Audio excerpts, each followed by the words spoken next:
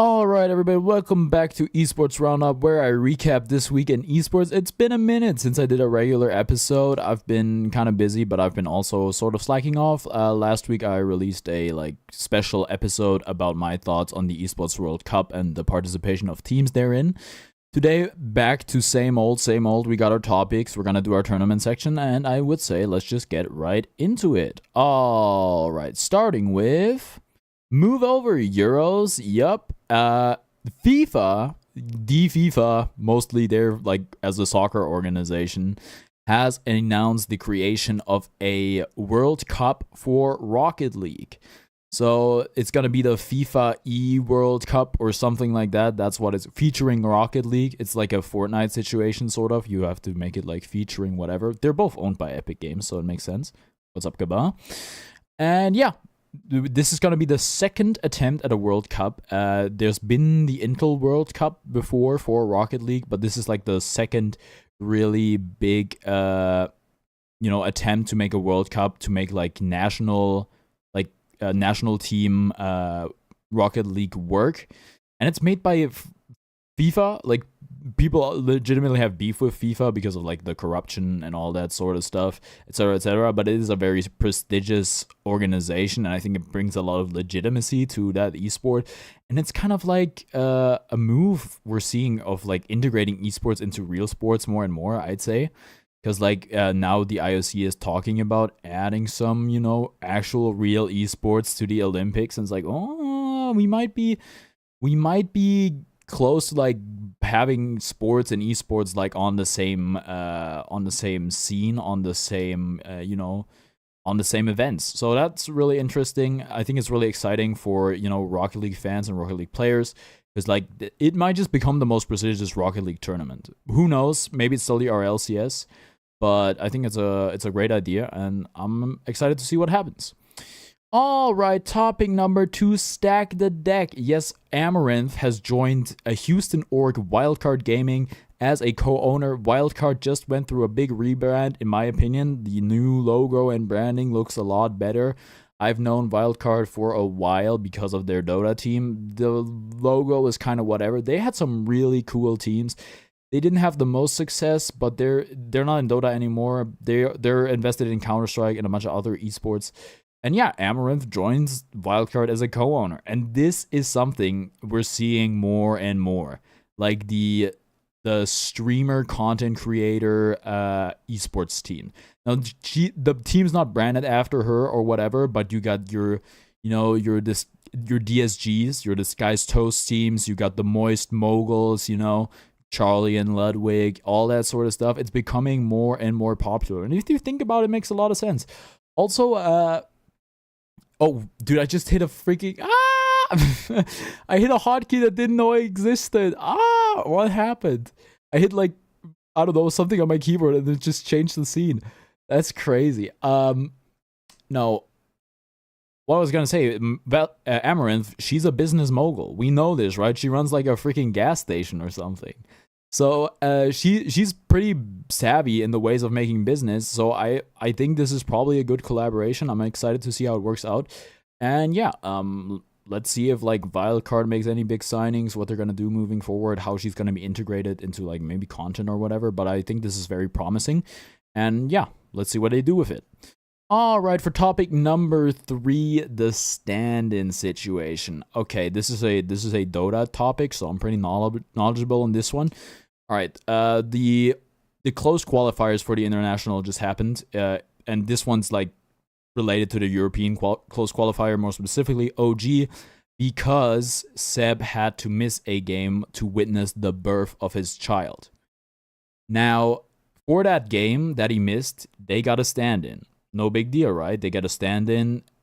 Everything's good and well, right? Nah, not quite, because they would only let them use the stand-in for that one game against Nigma Galaxy, and for the next game, since they beat Nigma Galaxy and I believe the lower bracket, for the next game they were not permitted a stand-in. They were only permitted a stand-in for one game, which meant either they get disqualified or Seb stops being with his newborn child to play Dota.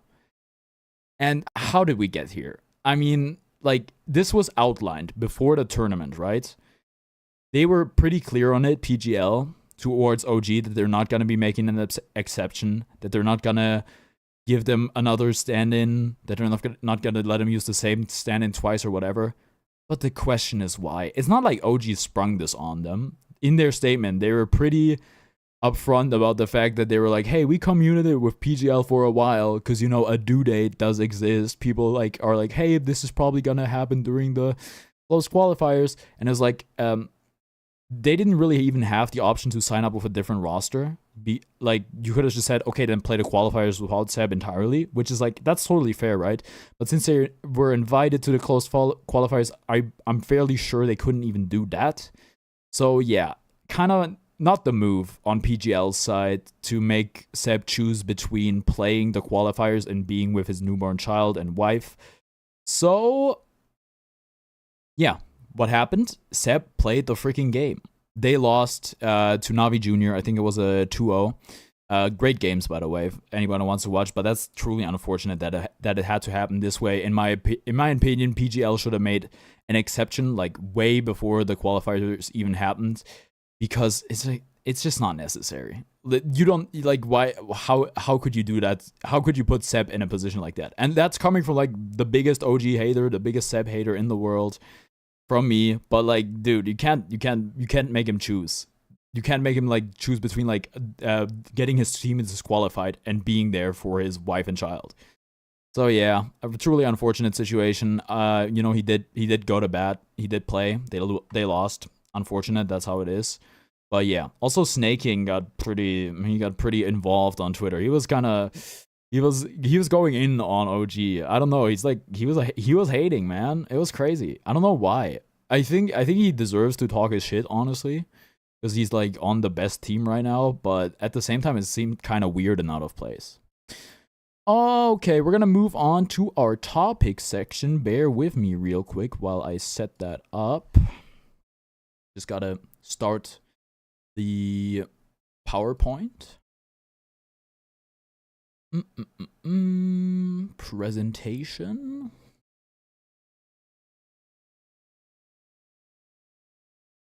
All right. Where's my OBS? No, it got the wrong one. All right, here we go. We've had happen the RLCS London and G2 Esports Stride one. The first time a North American team has won a RLCS major since 2022, I believe. Congratulations to G2 Esports Stride. Okay, moving on. We've had the closed qualifiers happen for the international. I'm just going to go over all the teams. In North America, Nouns won. Congratulations to Nouns. In South America, Heroic and Beast Coast qualified. Congratulations to them. In Western Europe, Entity and Tundra qualified. Congratulations to them. In Eastern Europe, OneWin won. Congratulations to them. And in China, Team Zero, I believe. It's the Pano team. The Pano team, Team Zero, I want to say.